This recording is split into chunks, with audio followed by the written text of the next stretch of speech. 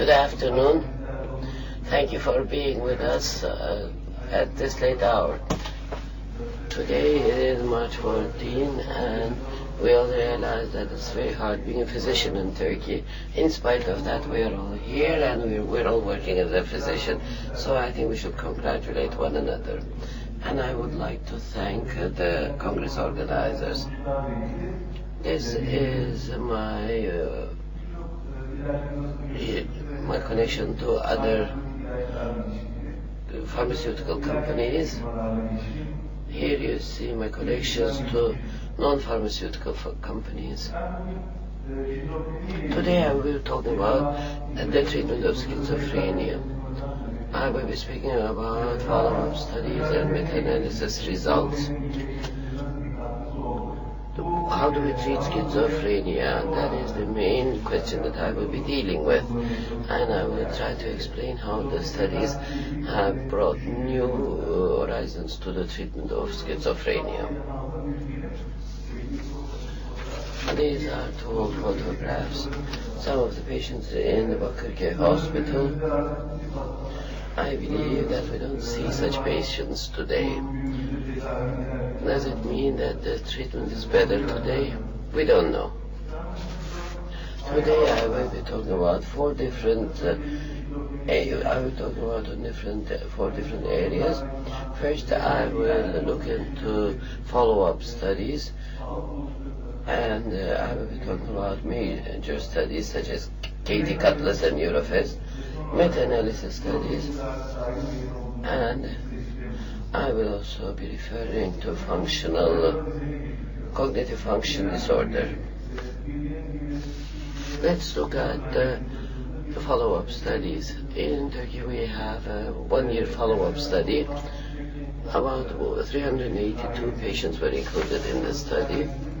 Only 44% of the patients were monitored for 1 year. Here you see the total BPRS scores of the patients, positive symptoms, negative symptoms, and depressive symptoms. In 1 year there is a decrease in positive symptoms. Later the positive symptoms seem to increase. Positive symptoms have decreased by 2 points. Very severe cases have turned into moderate cases. Negative symptoms are decreasing but rather slowly. This analysis indicates very clearly that we are improving certain symptoms of the patients, but most of our patients are still symptomatic. BPRS is not only concentrating on positive and negative symptoms. We have to look into anxiety, depression, etc. This is another article, a study in 2004, 5-year follow-up study on symptomatic and functional recovery from a first episode of schizophrenia or schizoaffective disorder.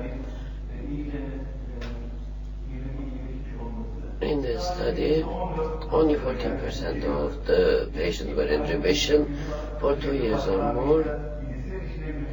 Initially, patients who had better cognitive function improved more rapidly, and if they received treatment early, then they recovered the cognitive function earlier, and remission was more apparent. Now let's look at these field studies. All these major studies have come up with similar results. KT is not a well-designed study, but in spite of that, we can draw some conclusions from the study. At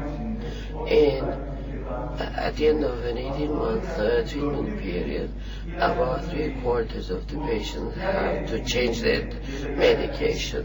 That is either lack of efficacy or adverse effects. And sometimes the physician and the patient get together and decide to change the medication. In our study, this ratio is about 50%. The first year result of KT is also about 50%. The patient asks for a modification of therapy because of adverse effects or a lack of efficacy. In KT, olanzapine, risperidone, and ziprasidone have been compared, but olanzapine seems to be the best, but olanzapine dose is higher than the other medication. In schizophrenia, in order to get remission, you have to pay attention to the dose. In the KT study, quetiapine has given the worst results. But when you increase the dose of quetiapine, then response to therapy is increasing. Another important study conducted by Dr. Meltzer and Hajitepe group. 30 milligram olanzapine is as effective in treatment-resistant patients as clozapine. When you increase the dose of olanzapine, you're also increasing the risk for adverse effects. All this data indicates very clearly that dosing is very important in the treatment of schizophrenia. And for non-responding patients, you have to try a higher dose. Second pass results of KT. In the second phase, clozapine was added, and clozapine seems to be more effective when compared to the other drugs. Cutlass is very similar to KT. It has been supported by the National Health Centre of England. Amisulpride has been compared to other drugs, olanzapine, quetiapine, and risperidone. There is no difference between them, especially in quality of life. UFES study. In this study, olanzapine and amisulpride seem to be number 1 and number 2 in suspending treatment, but when you look at the PANSS points, you see that almost all the drugs are the same in treatment efficacy. 60% all the drugs decrease pulse point by lack of positive and negative symptoms. The World Health Organization Pharmacotherapy Department has published an article where they have studied many different trials, and they have seen that in 4 to 8 weeks, many antipsychotic drugs have decreased PANSS point by 14 or 20 points. In an interesting study from Davidson, in the KT study, olanzapine was the best drug.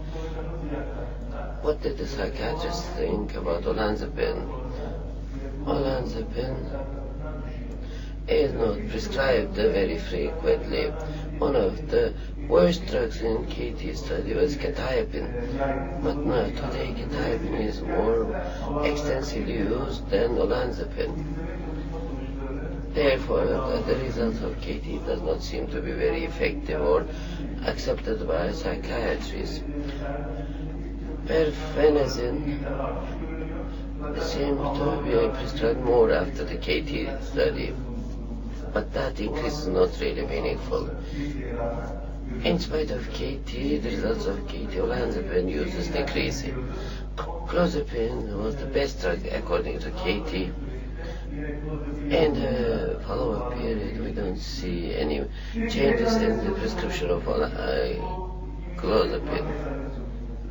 A meta-analysis study in 2003 by Davis et al. Clozapine has been compared to other drugs, and it seems to be more effective and efficacious. There are many meta-analysis studies which show the extrapyramidal system side effects when you compare typicals and atypicals. Positive and negative, and especially negative symptoms, are very similar in atypicals. In meta-analysis studies, you have to pay attention to the efficacy of the drug. We see that here we are talking about a moderate effect. Typicals and atypicals amisulpride, olanzapine, quetiapine, and risperidone seem to have more advantage. And when you compare typicals and atypicals, the major difference is the extrapyramidal system side effects.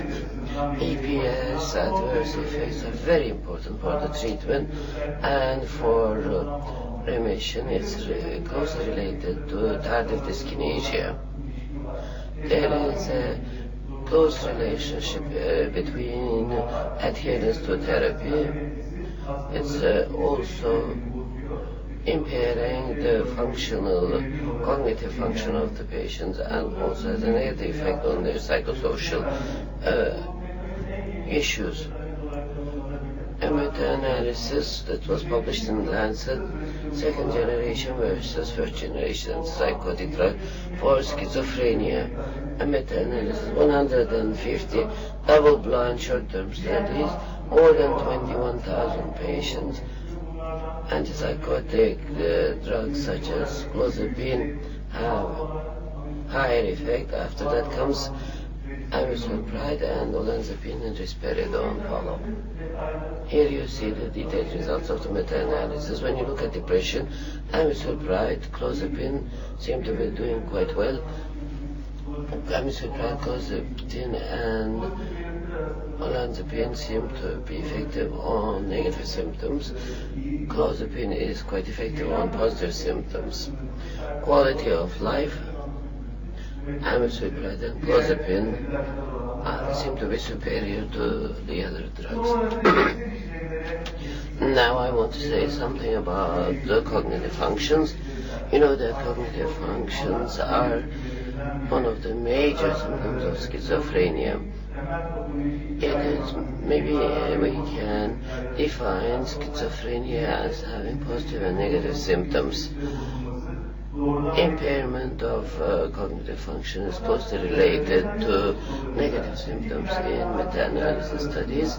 The difference between typicals and atypicals do not demonstrate any difference in their efficacy. First generation and second generation antipsychotics, when you compare them, you see that the second generation antipsychotics are more effective. Here you have to take into consideration the EPS, because EPS is closely related to first generation antipsychotics, and EPS is closely related to behavioral function of the patient. Another meta-analysis, typicals and placebo have been compared. In the meta-analysis, the difference between typicals and placebo is 0.22. Atypical and typicals have been compared, and the difference is 0.24. Naturally, you have to take into consideration EPS. The new drugs seem to be more advantageous in that respect. Should we only look into the medical treatment? Maybe the typical antipsychotics are related to the treatment of neuroleptic schizophrenia.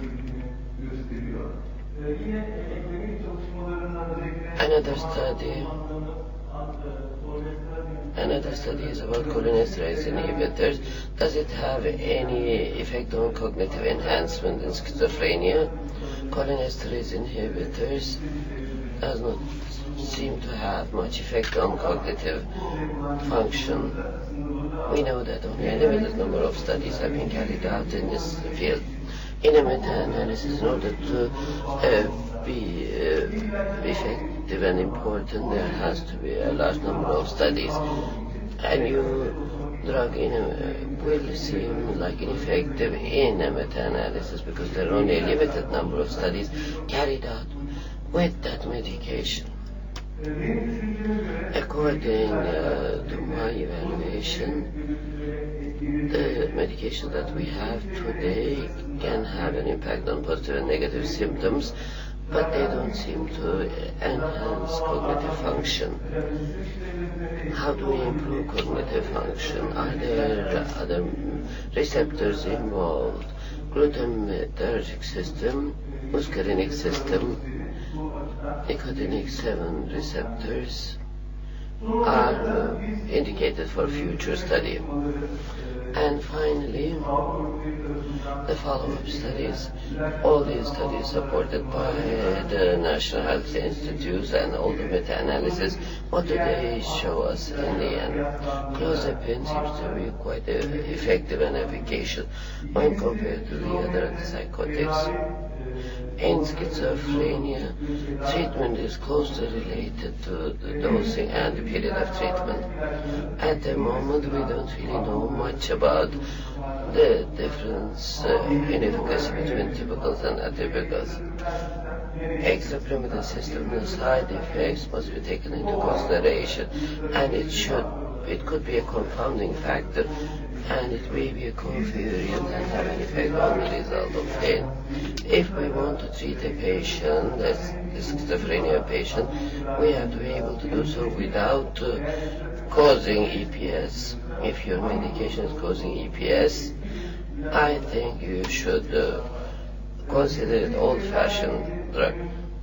We don't know how to treat cognitive functions. Maybe in the future there will be new medications or combined therapy will be recommended. We know the receptors, we know that there's D2 receptor antagonist. Maybe we will have to add another drug and go for combined therapy. I believe that will be the future, and this is my final slide. Thank you very much for your attention.